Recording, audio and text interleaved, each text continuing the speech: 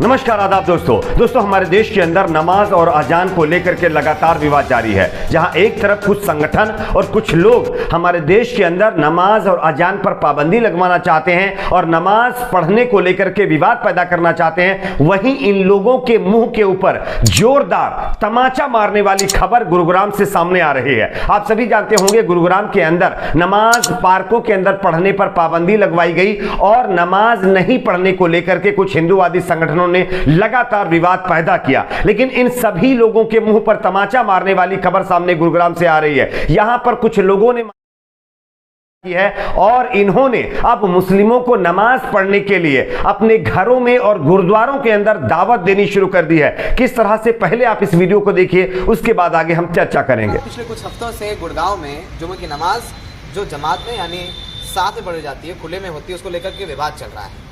जहां नमाज पढ़ी जा रही थी, कई स्थानों पर गोबर के उपले रख दिए गए। विश्व हिंदू परिषद के लोग और दूसरे हिंदू संगठनों के लोग वहां पर आकर के पूजा अर्चना करने लग गए।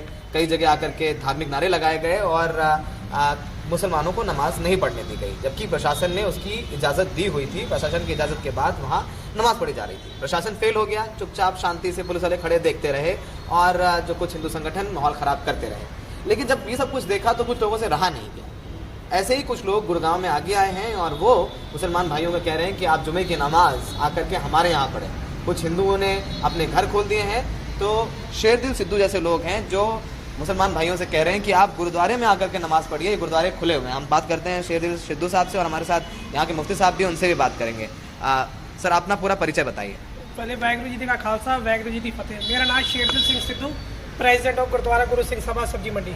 जी शेरदिल साहब, आपको क्यों लगा अंदर से कि जब ये नमाज पढ़ने नहीं दी जा रही तो गुरुद्वारे खोल दिया जाए? क्या भावना है आपकी? इसमें भावना की कोई बात नहीं है। देखो, हमने तो देश का माहौल बचा के रखना, भाईचारा बचा के रखना। एक समुदाय मुस्लिम भाई है, इनको आप कहीं भी जगह नहीं देंगे नमाज पढ़ने की। किसी ना किसी को तो आगे आना होगा अगर देश को बचाना है तो। और इसमें कोई हर्ज भी नहीं है। देखो, गुरु घर जितने भी, चाहे मंदिर हो, मस्जिद हो, गुरुद्वारा हो, हर एक धर्म जाति के लिए होते हैं। गुरु घर में कोई मुसलमान भाई नमाज पढ़ने आते हैं, दे आर मोस्ट वेलकम, हम मना भी नहीं करेंगे। हिंदू भाई भी आते हैं, पाठ पूजा के लिए आते हैं, इबादत के लिए आते हैं, कोई भी आता है, दे आर मोस्ट वेलकम। ये जगह बनी इबादत के लिए।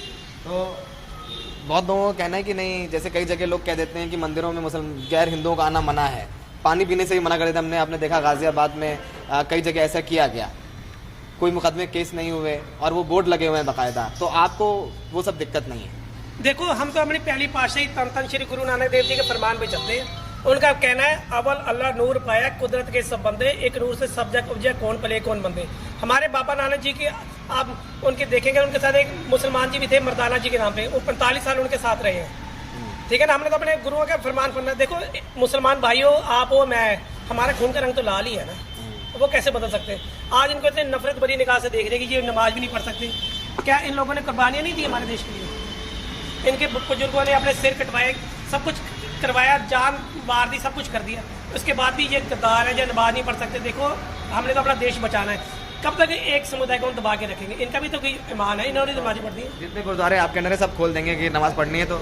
नहीं, गुरुद्वारे साहब तो कभी बंद ही नहीं हुए, कभी बंद ही नहीं हुए। देखो, ये एक प्रोपेगेंडा चल रहा है कि गुरुद्वारे सब खोल देंगे। गुरु घर के दरवाजे कभी बंद ही नहीं होते। हर एक समुदाय, हर एक जाति के लिए दे आर मोस्ट वेलकम। देखो, अभी आपके थोड़ी देर पहले लंगर चल रहा था, उसमें मुसलमान भाई भी आते हैं, सारे आते हैं। हम कोई आधार कार्ड नहीं देखते कि अपना परिचय दो तो लंगर लो ना। ये तो दरबार, गुरु का दरबार है, कोई भी बंदा आगे अपनी बंदगी कर सकता है। तो ये सिद्धू साहब जैसे लोग हैं जिनका कहना है कि हम सब एक ही नूर से उपजे हैं, गुरु नानक साहब ने फरमाया है। मुफ्ती साहब, अपना परिचय बताएं। मैं मुफ्ती मोहम्मद सलीम कासमी, प्रेसिडेंट जमीयत उलमा गुरुग्राम। सर, आप लोग देख रहे हैं कई जगह पर नमाज नहीं पढ़ने दी जा रही है, प्रशासन भी शांत हो जाता है, दबाव में आ जाता है, और आप लोग जो एक भाईचारे की मिसाल पेश कर रहे हैं, क्या कहना है इसको लेकर के आपका? देखें, गुड़गांव के अंदर तो भाईचारा शुरू से रहा है। अभी चंद सालों से चंद लोग हैं जो इस तरह का विवाद करते हैं और माहौल ख़राब करने की कोशिश करते हैं। चाहे वो सेक्टर 44 हो, 43 हो, 47 का जुमा हो, कहीं भी लोग पहुँचे हैं। चंद लोग ही गए हैं तो नाम भी लेना मैं मुनासिब नहीं समझता, लेकिन अक्सर लोगों ने साथ दिया है और ये कहा है कि ये पुराने नमाज़ पढ़ते आ रहे हैं। जो खुले में नमाज है वो पहले 2-4 जगह होती थी, आज से 20 साल पहले। मुसलमान बढ़ता गया, बल्कि मैं ये कहूँगा शहर के अंदर इंसान बढ़ता गया इस शहर की तरक्की के लिए, जिसमें मुसलमान भी हैं, हमारे सिख भाई भी हैं, हिंदू भाई भी हैं। बाहर से आए आकर के यहाँ फैक्ट्रियाँ लगाई, कंपनियाँ लगाई, मकान खरीदे। इस शहर की तरक्की का यही राज है कि हर जगह के लोग यहाँ मौजूद हैं। तो उसी में मुसलमान भी है। और मुसलमान की एक जो ज़रूरत है वो ये है कि हफ्ते की एक नमाज, जुमे की नमाज, वो एक साथ पढ़ी जाती है। बाकी 5 वक्त की नमाज जो रोज़ाना पढ़ते हैं वो घरों में, ऑफिस में, दुकान में पढ़ लेते हैं। तो वो हमारी मजबूरी है, हमारा कोई शौक़ नहीं है। तो इसलिए खुले में नमाज बासानी हो रही थी। लेकिन कुछ लोगों ने सियासत खेलने के लिए इस तरह से करा, मैं वही देखता हूँ कि फिर, लेकिन हमने भी माहौल को बचाने के लिए कि ताकि माहौल ख़राब ना हो, हमने सारे इमामों से ये कह रखा था कहीं भी कुछ भी लड़के अगर विवाद करने के लिए आए, माहौल ख़राब करने के लिए आए, आपको पीछे हट जाना है। सेक्टर 47 के अंदर भी आपने वही किया। जी, तो बिल्कुल आप वही शेरदिल किया। सिद्धू साहब और अक्षय जैसे लोगों के लिए क्या कहेंगे, क्या फरमाएंगे? इनके लिए तो बस अल्फाज नहीं है कि जिस तरह से इनके लिए, यानी इनकी मुबारकबाद के लिए वो अल्फाज नहीं बने हैं जो इन्होंने एक बड़प्पन दिखाया है और दिल बड़ा करा है।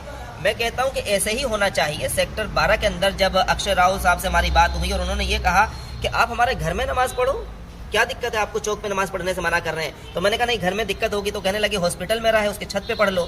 मैं कहा नहीं, उसमें भी थोड़ा सा डिस्टर्ब हो सकते हैं, लोग आएंगे, नमाज पढ़ेंगे।